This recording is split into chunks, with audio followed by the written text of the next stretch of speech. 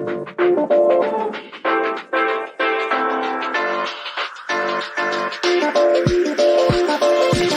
we go.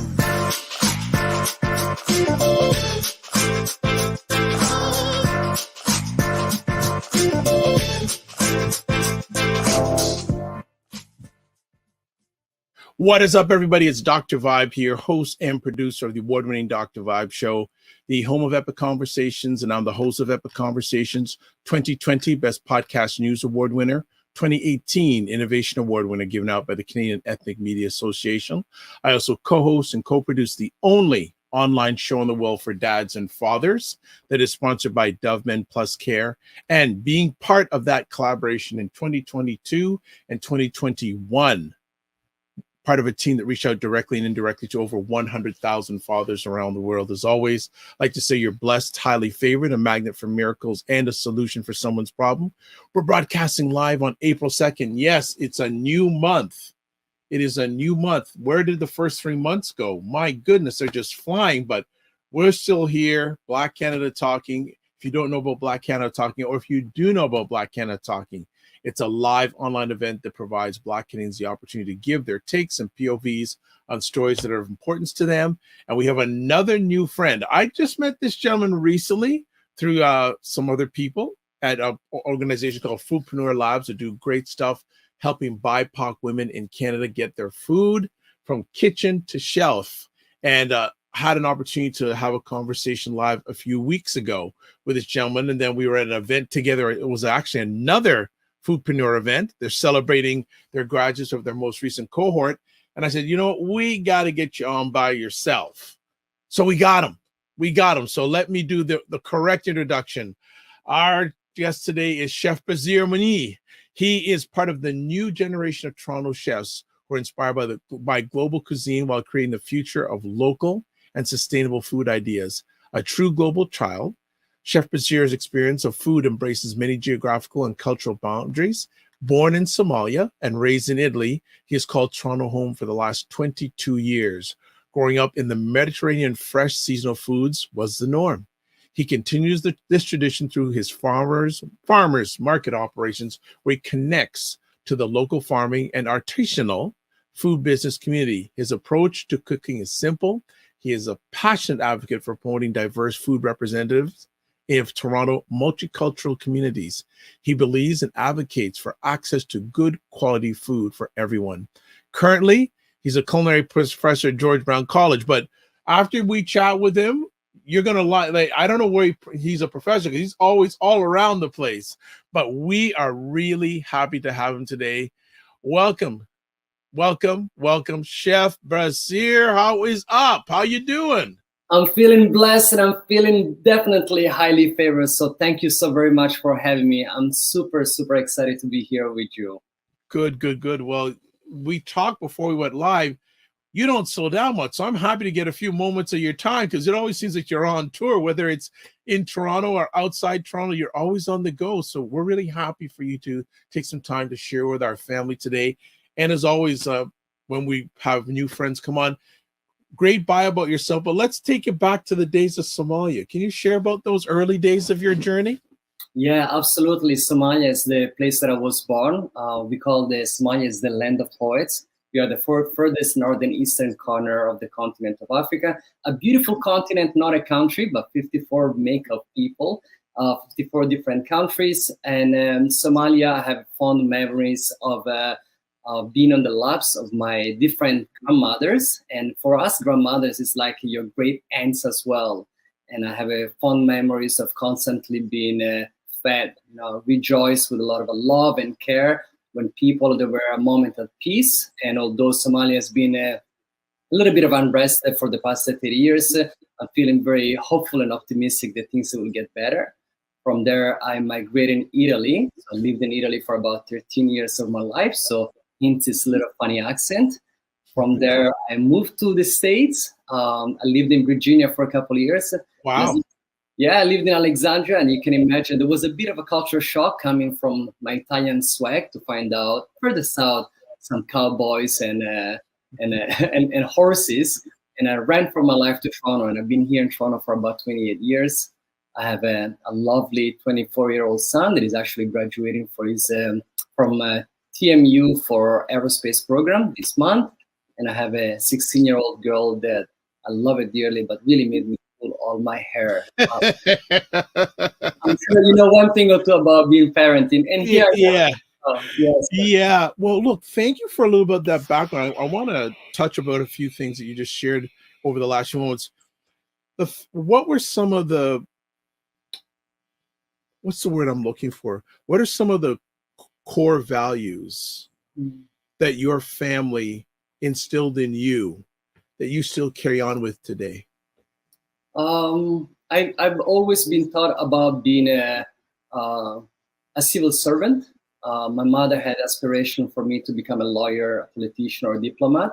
There's always been something around the moral integrity. We are, by nature, Somali people, predominantly 99% of the population are Muslim. So we've been taught about Islamic practices, which actually want to give it a shout out to every single person who's watching and perhaps are celebrating Ramadan. So I'm fasting right now. So there were some moral integrity, good character, being a civil servant. And I feel that although in my early teenage years, I was lost a little bit in the transition, I was privileged enough to find people that kind of regathered me and regrouped me and supported me and be the best version of myself. So there's been a lot of emotional groundness in my life, both from my mother. I wasn't raised by my father. Bless all the single mothers around the world that carry on families around. And also give a lot of love to all the fathers who are constantly dedicated and committed to show love to their own family as well. So those were some of the things that have really been installed in me. And now, having my own son and having my own daughter, trying to bring the same values to them as well. Excellent. You mentioned that you moved from Somalia to Italy. What age were you at that time, and why that move? And were you okay with that move? When you are a child, you don't really have a lot of choices and saying. I was 5-year-old. My parents, they had divorced, and my mother was a very an entrepreneur. One of those women who was a go-getter, and there was nothing that would stop her from becoming the best version of herself. And as you understand that in many countries around the world, and still nowadays here in North America, a lot of women have a very difficult time being the best version of themselves because as men, we really benefit from a patriarchal culture. So my mother wanted to provide me a better opportunity. She took me to Italy, grew up in a boarding school. She allowed me to have a good education, which we're going to talk about later on about what's a good education. And from there on, I left Italy when I was about 19 years old. And again, why did you leave Italy and you went to the US, which is another change? Yeah, so I moved to Italy because my mother, she wanted me to be closer to her while she was doing an import and export with her father. And from there in 1999, when civil war started in Somalia, it became extremely difficult for her to provide care for me while she was also supporting a lot of her family members to escape from the civil war. So she had sent me to my great aunt, the woman that actually raised her in Virginia, and I lived a couple of years with her, transitioning eventually to move to Toronto. So as I'm not sure if I told you, but Somali people, although, we are really nomads, so there is this constant movement and shift in our lives. And a lot of the cooking that I do nowadays is also called the nomadic comfort food. And I do a lot of studies around nomadism and the shift and the movement of people to constantly find better opportunities in life.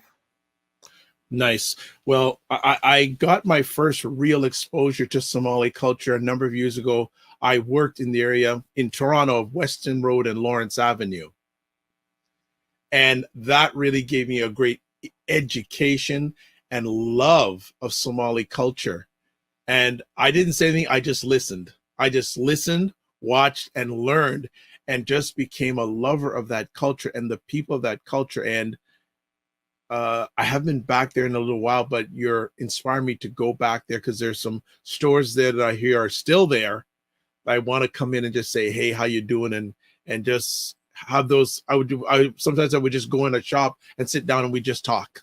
You know what? There are a lot of similarities actually between Jamaican spirit and Somali spirit.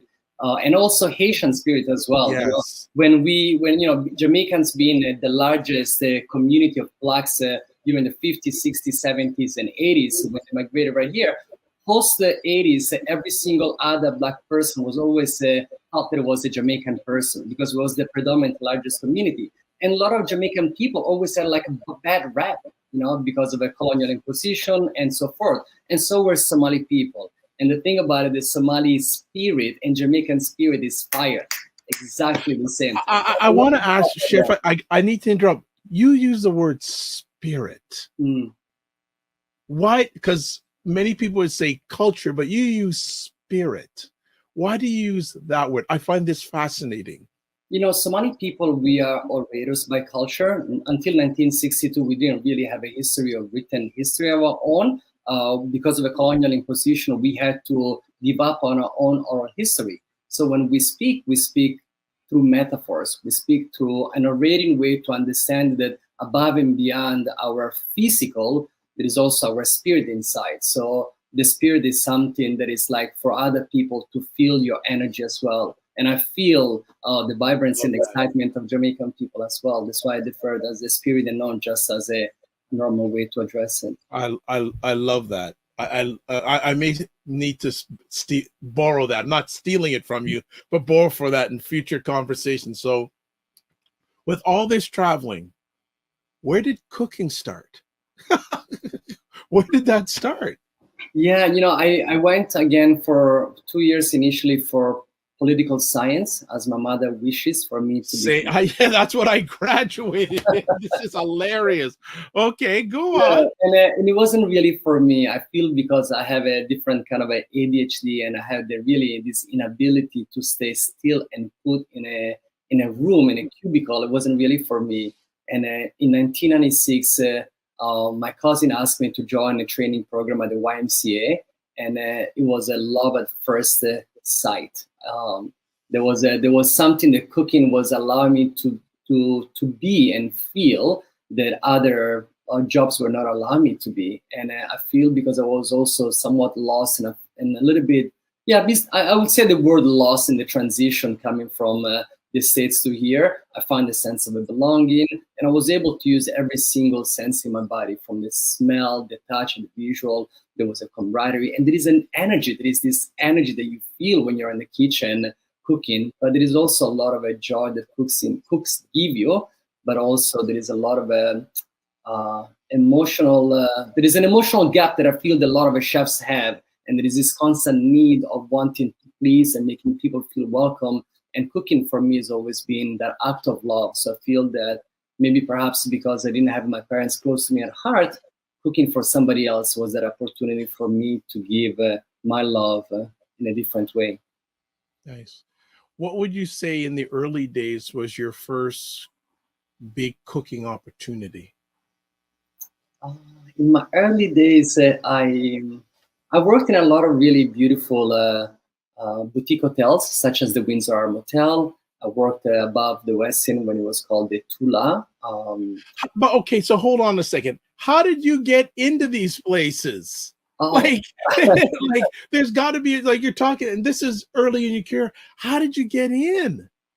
I was blessed that I was talented, and I feel that perhaps also the fact that I speak Somali, the fact that I speak Italian and then Somali as well, it was an entry point because I'm bilingual. And I feel that I'm quite relaxed as a person, but I will also say that I worked really hard. Nothing was really given to me, but I feel that the fact that I have this dual lifestyle, that I lived both in Italy and lived in the States and been in Toronto, really allowed me to be a talented cook, because I was able to find this intersectionality between European food, Canadian flair, and slowly trying to find myself. I also went to Joe Brown College in 2000 for 2 years for culinary management. After that, I had worked for 3 years. And, my mother always installed on me, like, you have to go further, you have to go further. So yeah, I started cooking, and I had my first experience in a lot of beautiful restaurants. I slowly worked my way through, and I was appointed to be a chef in a couple of really nice restaurants. And then that's where my path in my career started, and now it's constantly evolving. What was your first big chef job? My first big chef job was this restaurant called Mercato on Bay Street. They own 3 or 4 locations across Toronto. Yeah. And that was my first job, not only as an executive chef, but also as a consultant.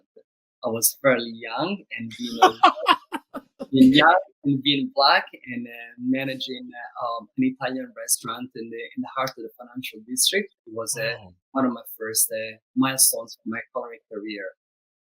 wow. How I, I we'll get to what things are like now, but how was it back then? Did you see many faces that looked like you? No, the only faces they were more brown people than actually black people. Predominantly in the early 2000s, the backbone of a lot of restaurants were Sri Lankan people for the back Right. kitchen, and Bengali people for more like a steward and a hostess and food runners and busboys. But nobody really looked like me in the kitchen. And I can give you a long list of experiences of the racism and prejudice that I have experienced.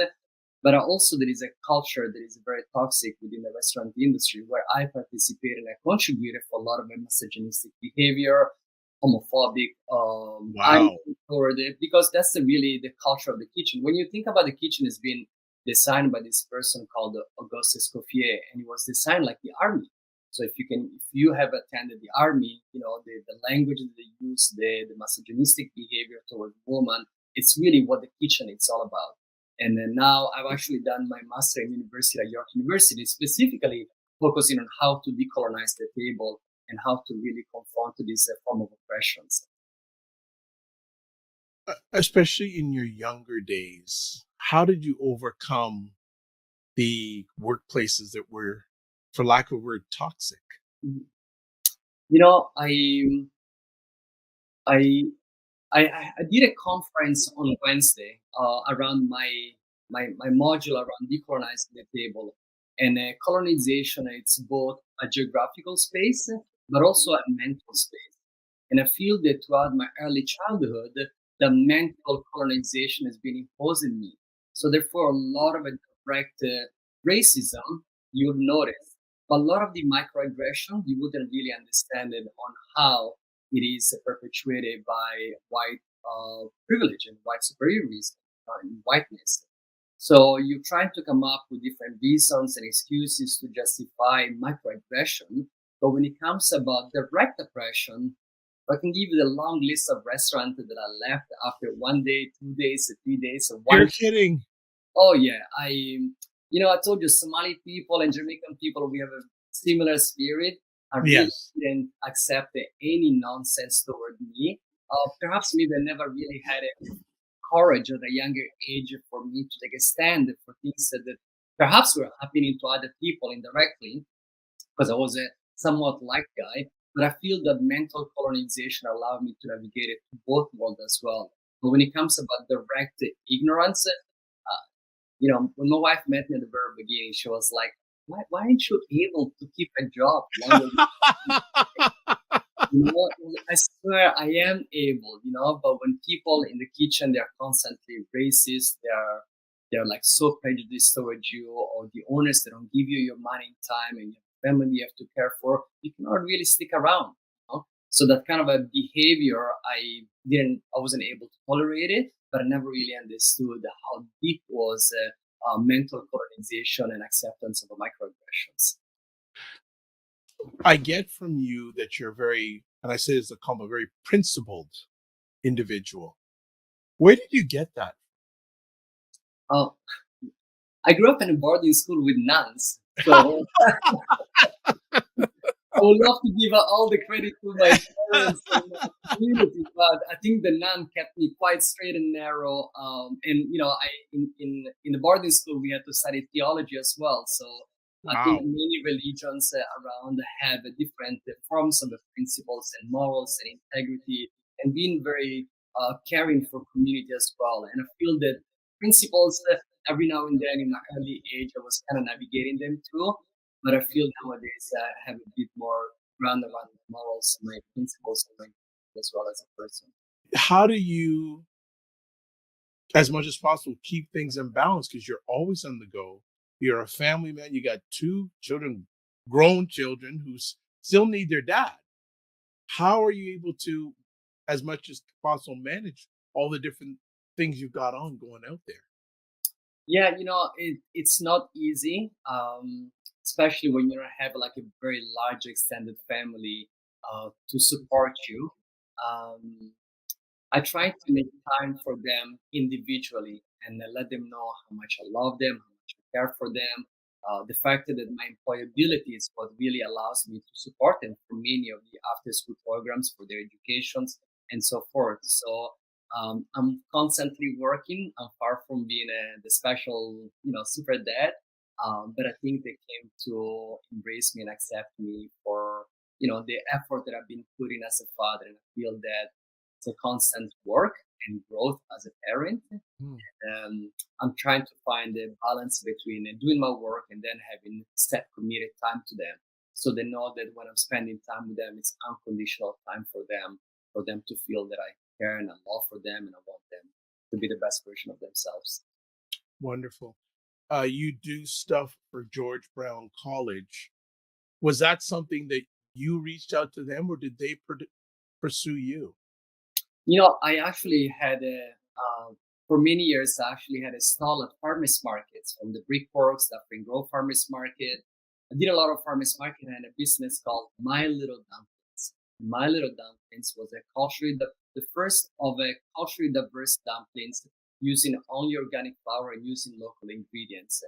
I will have to do a TED talk to talk about the reasoning behind the business was wanting to use a local seasonal ingredients and also finding something culturally diverse. But when I look back, it was actually my yearning and my hunger to seek for acceptance, validation, and to showcase the value, the validity, and the significance of diverse community. Every dumpling, the outside shell might look different, but what really makes sense is what's the inside. So that was my metaphorical way of launching a business to really showcase the beauty about inclusivity. So that was my first launch in the business. And after that, when I opened a business a year and a half later, I had to close the shop. It was a big loss in my life because you can imagine from being a business owner and losing your business, I felt really, really sad. I felt quite depressed for a little bit. And then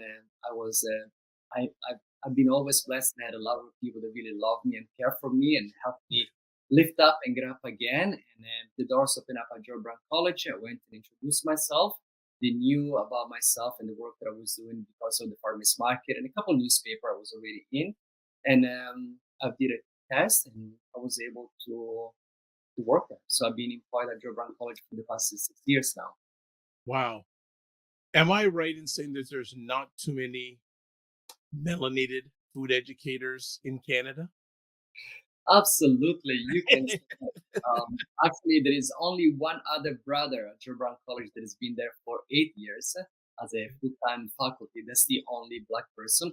I'm still on a part-time basis, which is okay with me because I have a very fulfilled life outside school as well.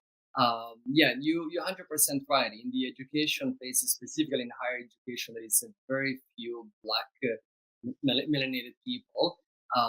But I feel that this past couple of years, through different DEI, I feel that a lot of organizations that have to do more than just the minimum, and there are great opportunities for us in every single sector as well. I feel that there is this Japanese saying is about constant gentle pressure, and I feel that by continuing to constantly put in this pressure, eventually a lot of the walls will break down and will give us the opportunities for what is actually right for us to be able to do. What is your role in your collaboration with George Brown College?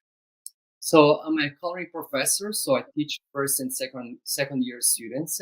I also teach a lot of theoretical classes such as the sustainable chef and the slow food movement. My real dream, goal, and aspiration as a chef is actually to turn cooks to become agents of change. So more than just the joy of cooking for me, you have a more responsibility to the land, the people, and working toward policy to ensure that there is a food sovereignty, there is food security, and working toward better social justice space for everybody.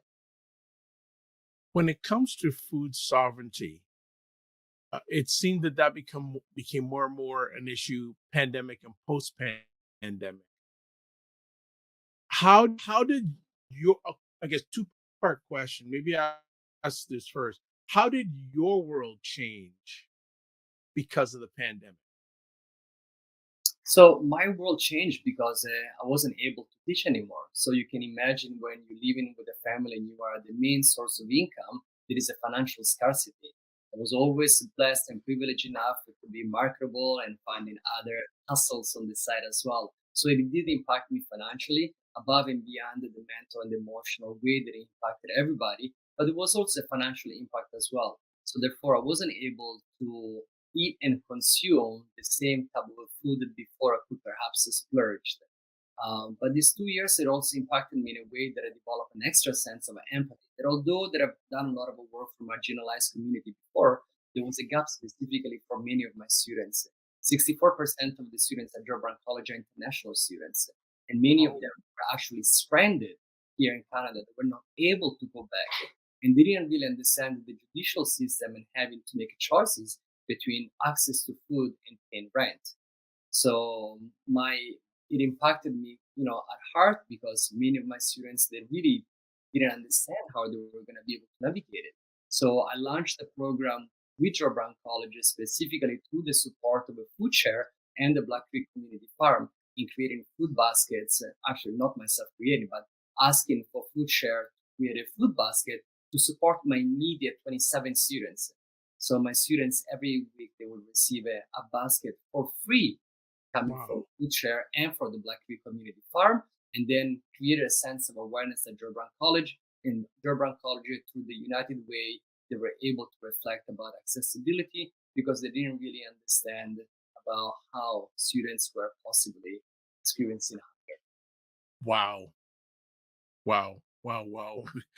So as you can tell, this man never, never, never stops. How has, from your lens, Black people been jarred because of this? Because now, and the term we hear all the time is food sovereignty. How impactful has that become for people that look like you and I, especially? I haven't told you earlier, but actually, you and I have multiple friends in the same community, and one of them is actually Kwame Williams. Yes, yes, yes, yes, yes. Elder Kwame, yes. Elder Kwame. So Elder Kwame, and also shall I say, Elder Brother Anan Lololi.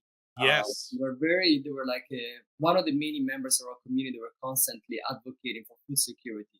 Anan Lololi also, through the African Food yes. Basket, had launched the first of a kind in Canada called the Black Food Sovereignty in Toronto, which is really an organization that focus on highlighting the need for Black people not only to have a land in consultation and in support with Indigenous people, because we cannot be seeking for our own sovereignty without really thinking about that we are on Indigenous land. So those were some of the principles around the Black food sovereignty in Toronto. And this whole conversation around Black food sovereignty in Toronto has been a wonderful, wonderful conversation that has been going around for 25 years. Perhaps we didn't have the language, and the city has not really been supportive of our needs. So we have done a lot of research, both in quantitative and qualitative research, to really understand what are the roots of it, which we know that the roots of this, it's primarily systemic poverty that has been designed through a colonial system, and then the inability for us to become financially sustainable. You cannot help and provide people with food, but without giving them the mechanism for them to become sustainable. They say, teach a man how to fish, right? So the Black food sovereignty in Toronto has been very important to me. I also sit on the Black food sovereignty as an advisor, and I feel very honored and privileged to see this shift and movement. And Brother Namloli has given the torch to a lot of young people. That's Are beautiful. full of That fire. no, that is beautiful because if there's something, one of the things that I get to, we're not doing succession planning. So rather than only to hand the torch to the next group, That makes me pleased. Absolutely. That's very beautiful. Well, another venture that our friend is involved in is something called the Black Creek Community Farm. So why don't you tell us a little about that? I'm going to put the website on the screen. So do tell us about your involvement with that organization. So last October, the Black Creek Community Farm had posted a job seeking for the value add coordinator. And I wasn't really sure if I wanted to work at the farm because, I'm not a farmer. How can I get a job working at the farm? And then when I actually read the job description, it really spoke to me. And I applied for the job, and the job for the value add coordinator, it's really this intersectionality with my work, both as a chef, former business owner, and also as a researcher. So my role as a value add coordinator is really the development of microeconomics through botanical research. Basically, I do studies around everything that is grown at the farm, and then I recommend the farmers and the organizations what are the seconds that we can use. So I give an example. Dr. Vibe, I know you love hot peppers. I'm sure you consume them fresh. I'm sure you have a variety of pepper sauce. But what does your family do with the pepper leaves? We get rid of them. We don't. Yeah, they're just that's it. So if you think about it, that actually 30 to 40% of the plant, it's actually leaves that get pruned and then they get discarded in the garbage or in the compost. Imagine how many cultures around the continent, from the continent of Africa, they're making chutneys. In Korea, they add them into their kimchi. In the Philippines, they add them into their soups. So my research really acknowledges that the plant as a whole not only can have a medicinal benefit for you, but there is a financial viability to that. So instead of discard them and throw them in the compost, why don't we make sauces and condiments where now members of our community have this sense of awareness and that they can create the microeconomics for themselves and for their own family as well. So going back with the conversation about the ability for Black people is not to be only food sovereign by getting land, but being able to also understand what does the land provides you. And the land provides you an abundance. So instead of throwing things because you don't know, our activity with a lot of my students is called hey chef, can I eat that? And chef, can I eat that is really allow you to look at into the botanical studies of a plant and determine that, yes, the okra, we know that we can eat the fruits, but what do you do with the leaves with okra? Wow. People, they would throw it away. But you know what? Yeah. Jamaican people, which again goes to me at heart, Jamaican people back in the days, specifically to the Maroons and past generation down, they will take these pepper leaves, they might add coconut water, hot water, and then it will break down. And what happened? The okra, it's gelatinous. Some people call it slimy, and I don't like the word slimy. I'm a foodie. You cannot call it slimy. Yes. So that gelatin that it goes inside there is used to turn into a shampoo. That's one of the many things that understanding a plant, there is such a viability. We eat raspberries and strawberries. What do you do with the leaves? You can dry them up and turn them into tea. So that's really my job. And my job is to really create sauces, condiments, and being able to sell them to members of the community and also into retail stores. It seems that that's a whole new world being involved with Black Creek Farm. What things has that opened up for you that you weren't able to get exposed to before? The Black Creek Community Farm, I feel that is a real gift for me. It allows me when I'm there in the morning, a peace of mind, first and foremost. I live in downtown Toronto and I'm in a concrete jungle. So just the gift of being there, it opens plenty of doors for me because it really allows me to be connected to nature. And I feel that our spirit, going back to the conversation of using that word, our spirit has to be connected to the land. When you walk on the soil, when you touch the soil, there is a connection. You feel the vibration. And the fact that the Black Creek Community Farm is the largest urban farm in Canada. So we are the largest farm in the city, and we are across Canada. And there are many members of the community that look like me. So being able to see farmers that look like me, that they grow food that is culturally appropriate to me, it really opens a lot of opportunities, but also gives me an opportunity to learn so much from them. So as much as oftentimes they see me as the person that is giving so much of a knowledge, they don't know that I'm actually the biggest beneficent of all of their Mm. these. It's interesting how a few moments ago you talked about the land, and a few weeks before everything shut down because the pandemic, had the blessing and privilege to travel to Yellowknife, Mm. and they used the indigenous community. Like, one of the things that stuck out in my mind, I never forget, in almost every conversation, the land, the land, the land. It just resonated how you said about, the land, that the similarities between indigenous culture and black culture, about the importance, the foundation is the land. I feel that as urbanized people, we are so disconnected from the land. But if you look at 3 generations back, it was all around the land. And before colonial imposition and imperialism and this beast of a capitalism, our people really thrived on the land. We had ceremonies on the land. The land was what was and still is our main sustenance. The way we made a living out of it, it wasn't all these industries and factories and so forth. So the land is where we came from. That's what really sustained us, and for different people, the land can mean something wonderful, but oftentimes for the history for a lot of African Americans, African Caribbeans, and African Canadians, the land and farming agriculture is a very painful history. Understanding the history of enslavement of a lot of our members of our community. So there is a total disconnection, but there is this young community of Black urban farmers and urban growers that it gives me so much joy because they're reconnecting to the land. So again, going back in regards of like continuing the torch and allowing these young people to create this new wave of the urban farming or urban growers, it's something especially really, really beautiful.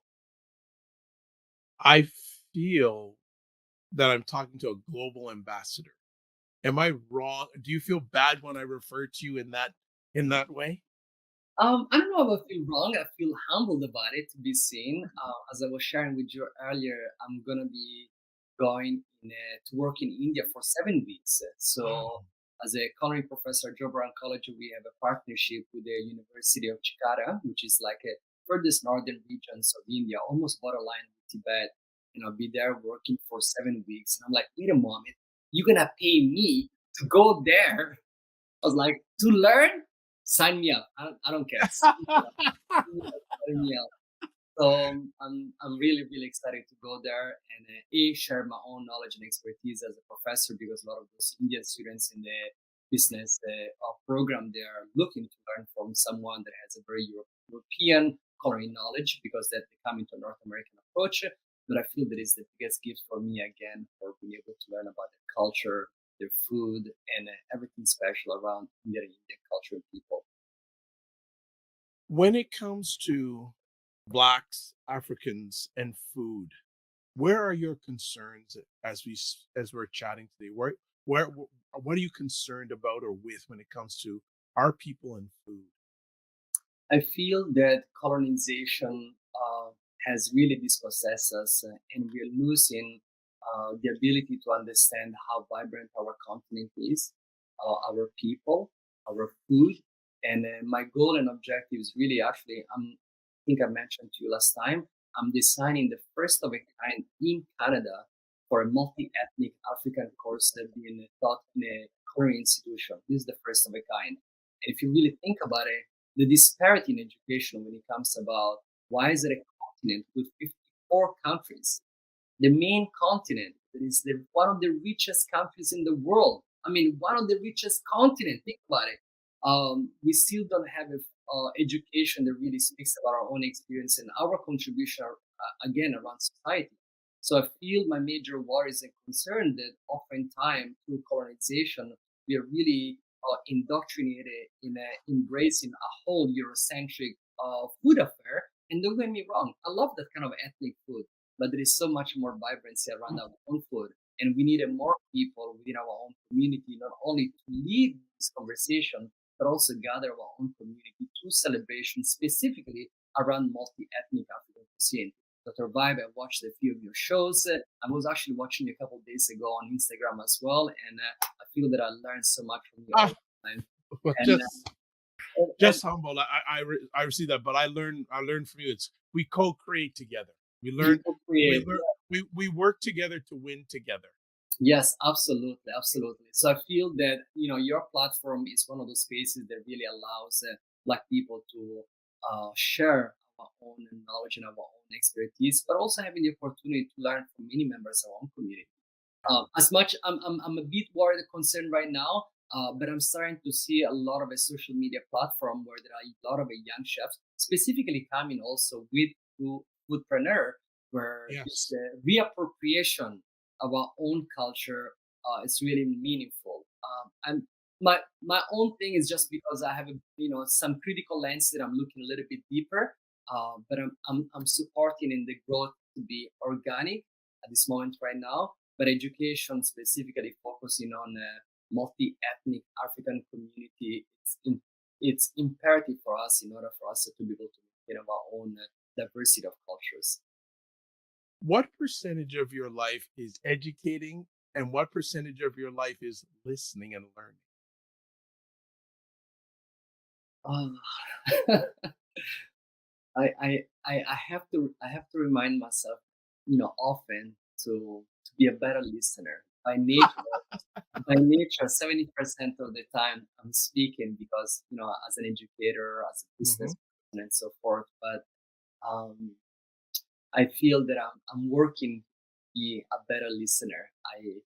Sometimes when you have a particular privilege, which is the privilege of being able to share, you lose in that, by having that privilege, you lose in the opportunity to be a better listener. So that's something that I'm really working on.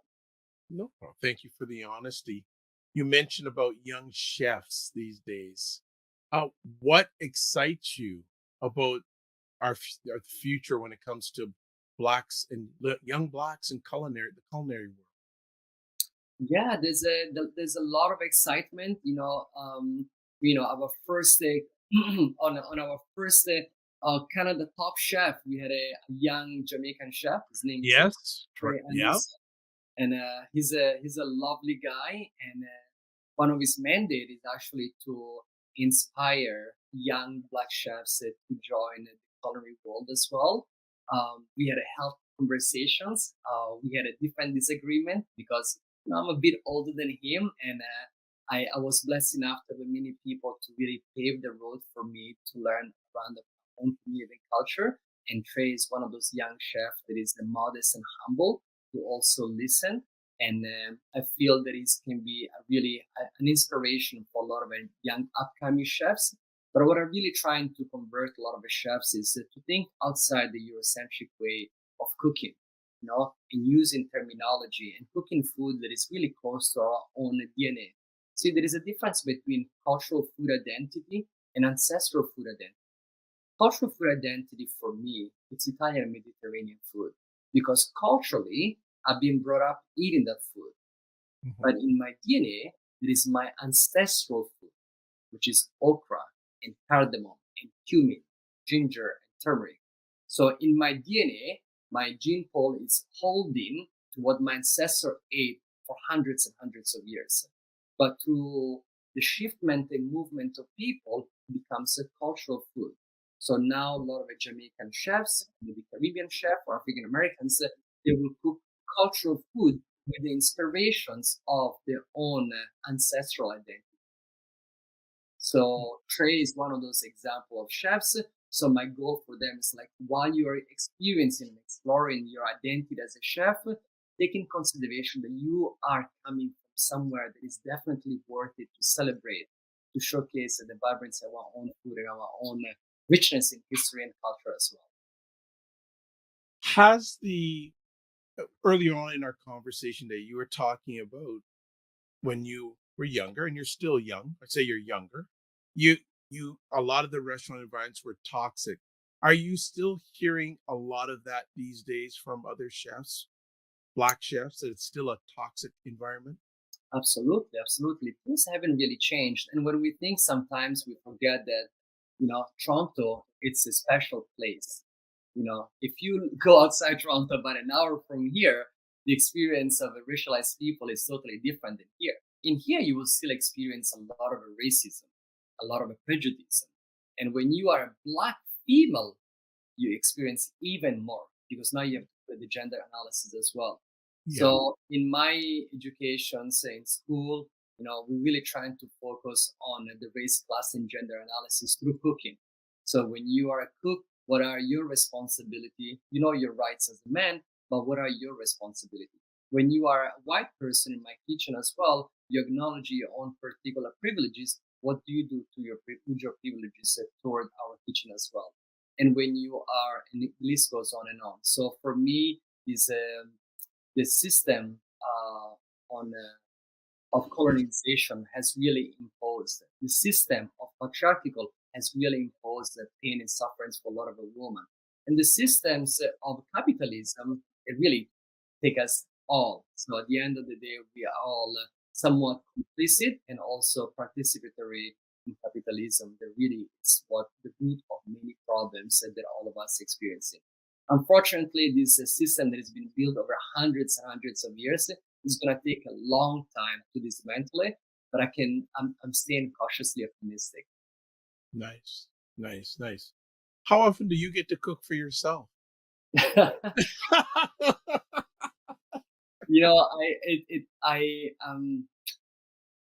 cook for myself pretty much almost every day, and cooking for myself and cooking for other people as well. And during Ramadan, it's such a beautiful month because and we do fasting from sunrise to sunset. So around 7:50, we break our fast. So really have a few things going on. But the best part is it's called the dua. It's a blessing when you're actually sharing a meal with somebody. The reason I showed you earlier the shirts, I'm gonna show you again. Yes, let's do it again. Yes. Only animals and savages eat with their hands. And you might say, why did you decide to wear that particular shirt? And you're talking about Ramadan. When I went to Italy, because we were talking about racism and the experience of racialized people, specifically for Black folks. When I went to Italy, my first meal, because I grew up eating with my hands, because many cultures around the world, we eat with our hands. Because eating with a fork, it's very counterintuitive to nature. Why would you want to put a metal in your mouth? It doesn't really make sense. You know what I mean? Maybe a lot of the cultures, they might use wooden utensils, but not metal, So when you're using your hands, it's a way for you to connect it to your truth, your own experience, because this is your fingers. And your fingers, they actually hold a lot of good enzymes as well that helps you work through your gut as well. So when I went in the boarding school and I wanted to dig in and start to eat with my hands, the nun shouted at me in Italian, solamente animali e selvaggi mangiano con le mani. Only animals and savages eat with their hands. So you can only imagine the trauma being almost 6-year-old and being told that only animals and savages eat with their hands. So therefore, my mother, my grandmother, my aunt, my father, my uncle, all these people, everyone in my community, we are animals and savages. Oh, so wow. from that point on, until not many years ago, I never wanted to do anything with my own culture, with my own food ways, with my own identity. Because the stigma, the taboo, shame, the demonizing of our own heritage, of our own identity has been taken away from me. Therefore, for many years in my life, I've never wanted to have any interest at all in multi-ethnic African food because through the lenses of the master and the colonizer, African food is something that savages eat. If you want a deer to be called the chef, you must know. So these words right here that I showed you right now, solamente animali selvaggi mangiano con le mani, only animals and savages eat with their hands. Those words, it's really who shaped me to be the person that I am today, in the good, the bad, and the ugly. Nope. Thank you for sharing that story. I want to just get a little bit deeper in that. What turned that thought process around? When did that start to turn? I will say there was a constant yearning, So the style of a food that I do is called the nomadic comfort food, which is a tribute to my own heritage as a Somali people, as we are nomads. We don't have a history of intense agricultural system. We care for our cattle. We consume more camel meat per capita than any other countries in the world. But the element of a nomadism is really rooted in the principle of a sustainability, because we can only carry with us what our camels can carry, Harry. or we are not going to carry with us unnecessary things just built on capitalism and consumerism. And the principle and philosophy of people movement and constantly seeking for what is called the gu or the alabari, which is like the rain season, because the nomads they go into the drought and then they're seeking for the rain season. But there is a methodology and reason. It's not like they're just like lost wandering around. There is this kind of like exoticism around nomadic people, and the that really shaped my identity and my style of cooking. But I feel there is this constant yearning. I was cooking food and I couldn't really see myself in the make of the food that I was cooking. No matter how good I was, no matter how beautiful my sauce is and how perfect my vegetables are cooked, how perfect everything that I do, I've never really seen myself. There was always a void and there was a yearning for it. And earlier you said, you kind of remind me of like an Canadian version of a Marcus Samuelson. He was one of the actual first people that actually really inspired me to seek deeper, because his journey and my journey they're kind of similar. Yes, because I don't watch a lot of television, but I'm a very big consumer of the Food Network, and some of the people on there, like Marcus Samuels, that always I find it like I know a few seasons ago I was watching Top Chef Canada, and he was in town. I wish I would have known. The similarities with him and I, it's actually he has been adopted from a white Swedish family during Yeah, the 1970s when there was a starvation and hunger going on in Ethiopia. And he had totally lost him and his sister, and then he had totally lost the connection with his father and his whole family. And many years later, as an adult, he went back home and found that his father was still alive. He had other family members as well, and that yearning, the void that he had, and no matter how good was his Scandinavian food, when he went back home and he found his father and his siblings and his own heritage, there was this awakening of senses, and he yeah, couldn't really look back. Similar to me, I grew up in Italy, totally disconnected from my own heritage and my own cultural identity, and then later on, slowly by slowly, seeing a Marcus Samuelsson. But I feel here in Toronto, for me specifically, many years ago, one of the things that really triggered my joy was when I saw Anam Lololi from the African Food Basket growing purple okra called Little Lucy. So there was a journey for me for like the past 15 years in really working toward the celebration of a multi-ethnic African cuisine and its people. But I feel that Marcus Samuelsson was one of the first pioneers when it comes about making modern urban African cuisine. what's next for you? Oh man, I'm trying to keep a few things on the hush, but Okay, then keep it no, quiet. no, no, no, no, no. I have a fantastic agency that is supporting me. Um, there's been a desire for me to eventually write down a food memoir around. You are reading my alleged vibe, because this has to be documented some way. There's too much good stuff that's got to be documented somehow. Yes. So maybe a book, but that required financial viability, because Right. my book it's rooted in the continent. So in order for me to do justice to a continent with 54 countries, it's going to require some financial ability. So if anybody out there who's looking to invest in me, Call you up. call me up. Call me up. Absolutely, yeah. When it comes to food, what is your message to non-melanated? There are a couple of things. One of them will be adventurous. Do not stigmatize. Do not yak my yam. Yeah, don't yak my yam. Yeah. Don't Okay. yak Yeah. my Yeah. yam. And then the other one is like be very intentional with your appropriation. Therefore, do not appropriate. Anytime that you feel the need that you want to take someone from our culture, our own food, and you want to glorify it, you want to make it better, don't do that. Think about that our ancestors have been doing this. Think about your own privilege. Enjoy our food. Celebrate our food. Give a tribute to our food, but do not appropriate our own food. What is your message for melanated individuals that are involved in the food? keep on keeping. Okay, not short and sweet. And then finally, what about us Malay people that are foodies, who are consumers? What's your message to us? Invest every single dollar to Black-owned businesses in every aspect of our life.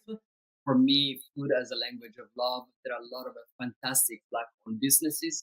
Support and go and look at the Black Creek Community Farm. Come and visit me at the Black Creek Community Farm. That's gonna happen before you leave, my friend. We're gonna make this happen before you leave, big time. Absolutely. And actually, I hosted a nomadic supper last year at the Black Creek Community Farm, which was the first of a kind Black.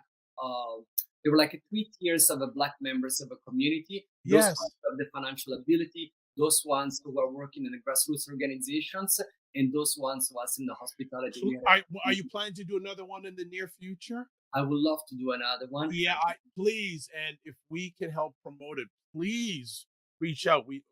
I love to not only be there, but also just want to support that. That is absolutely beautiful. Got so much shared nights as great conversation. I learned so much.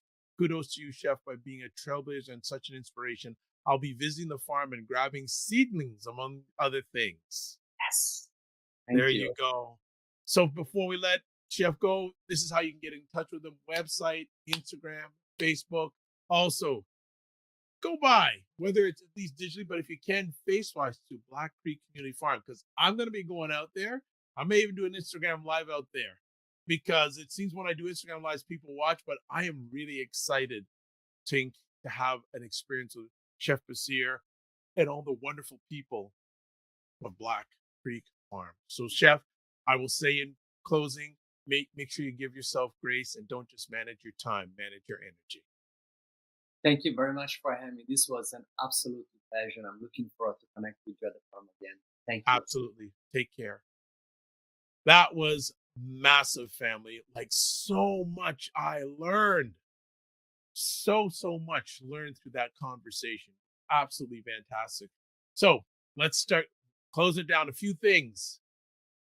If you like what you see or heard, I'd love you to subscribe to the Dr. Vibe Show, preferably on YouTube. If you do it on YouTube, subscribe on YouTube and also hit the notification button. Like it on Facebook or wherever you're watching this conversation, live or on the replay. Subscribe. We appreciate that. Also, a few other things. Would you like to promote your business or service on our show? Contact me at dr@drvibeshow.com. And if you want to just contact me in general, I guess there's more than one platform. A long time ago, someone called me Googleicious, but you can contact me through my website, thedrvibeshow.com. Email dr.vibe@thedrvibeshow.com. YouTube, Facebook, and LinkedIn, The Dr. Vibe Show. Twitter @drvibeshow. Just W. No .com. Twitter doesn't have a .com. No, please. And then finally, Instagram, The DRVIBESHOW. The DRVIBESHOW. And it's scrolling along the bottom here. If you're watching live on the replay, you can get replays on The Dr. Vibe Show, YouTube, Facebook, and LinkedIn, and the website address. So as always, and also thank you to Share Knight for that comment. Appreciate that. That's fantastic. As we close out, this is what we do. Live your life as a dream. If you can dream it, you can make it. Sometimes you have to get small to get stronger. Block assumptions, then aim bigger, aim better, aim higher, aim wider. Love, faith, and respect. And remember to give yourselves grace and don't just manage your time, manage your energy. We'll see you next week on Black Canada Talking. And throughout the week, follow me, whether it's the Morning Vibe, Monday and Friday mornings, 9 a.m. Eastern Time with Brian Knight, or Saturday or Sunday evenings, State of Things with Aisha, Jill, and Lala. God bless, peace, well, keep the faith, and walk good.